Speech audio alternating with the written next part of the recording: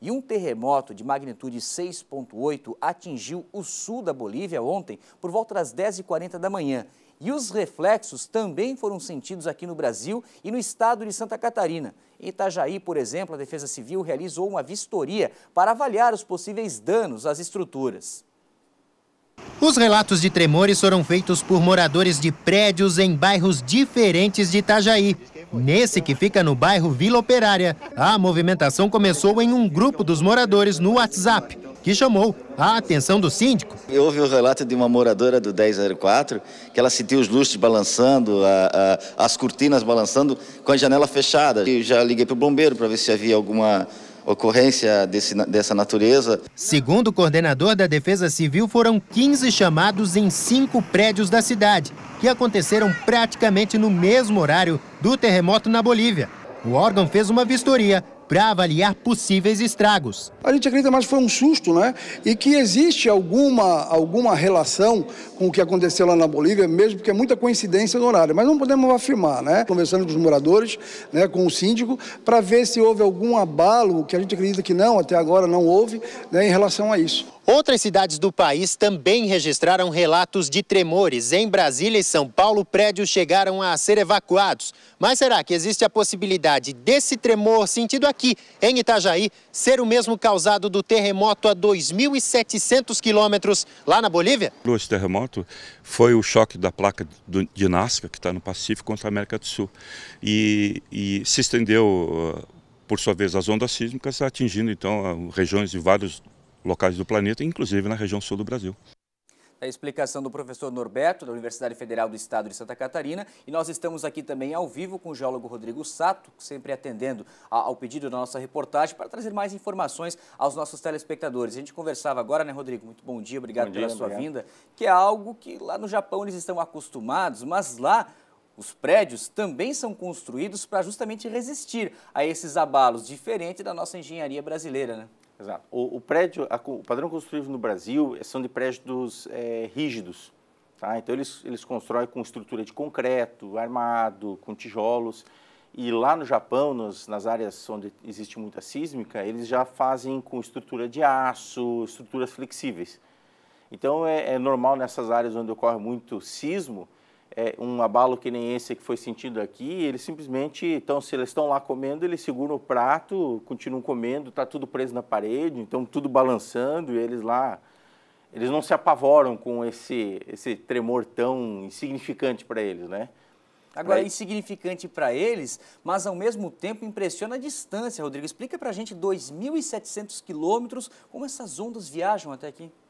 Nesse caso em particular, o que aconteceu lá na Bolívia, o sismo ele não foi de grande magnitude, tá? 6,8 numa escala que vai até 9, ele é considerado pequeno, porque é uma escala com crescimento logarítmico.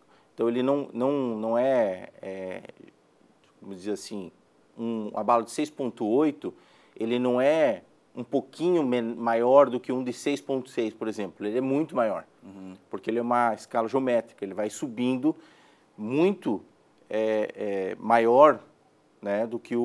Então, um abalo de 7, um abalo de 8, eles são centenas de vezes maiores do que um abalo de 6,8. Então, já houve abalos de 7, 8, até 9 nessa escala naquela região. Por que aqui não é sentido tanto aqui? Porque normalmente esses abalos acontecem mais próximos da crosta, da superfície. Então, a grande maioria acontece até 100 km de profundidade. Nesse caso, o abalo aconteceu, o epicentro aconteceu a 550 km de profundidade. Calcule que é quase a distância daqui de Florianópolis a São Paulo, em termos de distância do epicentro. Então, por esse epicentro ter sido tão profundo, a onda teve distância para percorrer, tá? E isso fez com que ele percorresse uma distância grande. Talvez se ele tivesse sido com 6,8 a 100 km de profundidade, talvez ninguém nem sentisse aqui em Santa Catarina, tá? E os prédios altos, ele tem a característica de eles serem sismógrafos naturais. Então, estruturas rígidas muito altas, eles têm essa tendência a, quando ocorre uma movimentação na base, ele chacoalha. Aí eu vou te pedir agora para fazer um comparativo com o que a gente viu recentemente, aquelas imagens de uma piscina, né, dentro de um apartamento em Balneário Camboriú, a água mexendo. Mas aí foi o vento. Aí foi o vento, então a oscilação é diferente. Nesse caso, a oscilação foi de cima para baixo. A base ficou parada e a superfície mexeu com o vento, né? Entrou em oscilação com o vento. Nesse caso, é o solo que mexeu. Eu expliquei esses dias para um colega que me perguntou justamente isso aí. O terremoto, ele tem a movimentação tanto horizontal quanto vertical. Então é a mesma coisa que você está em cima de um tapete e duas pessoas estiverem, um de cada lado, puxando o tapete para lá e para cá, tá? E ao mesmo tempo levantando e baixando o tapete. Então imagine você tentar ficar em pé, né, num tapete em que tem duas pessoas, né, puxando para lá e para cá.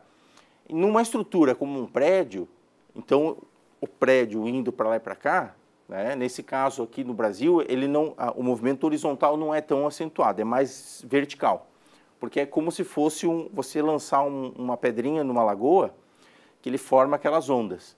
Então, quando acontecem as ondas, sobe e desce, sobe e desce. Pois é, então, mas no mar nós não tivemos, né?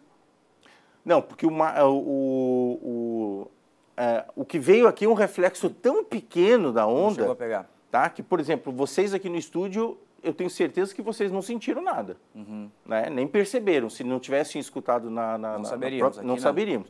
Apenas prédios muito altos têm essa sensação. Ok. Rodrigo, obrigado pelas explicações. Eu que agradeço. Rodrigo Sato, geólogo, obrigado mais uma vez por sempre estar aqui com a gente, dividindo o conhecimento dele, né? Dividindo o conhecimento dele com os nossos telespectadores aqui da nossa RIC TV Record.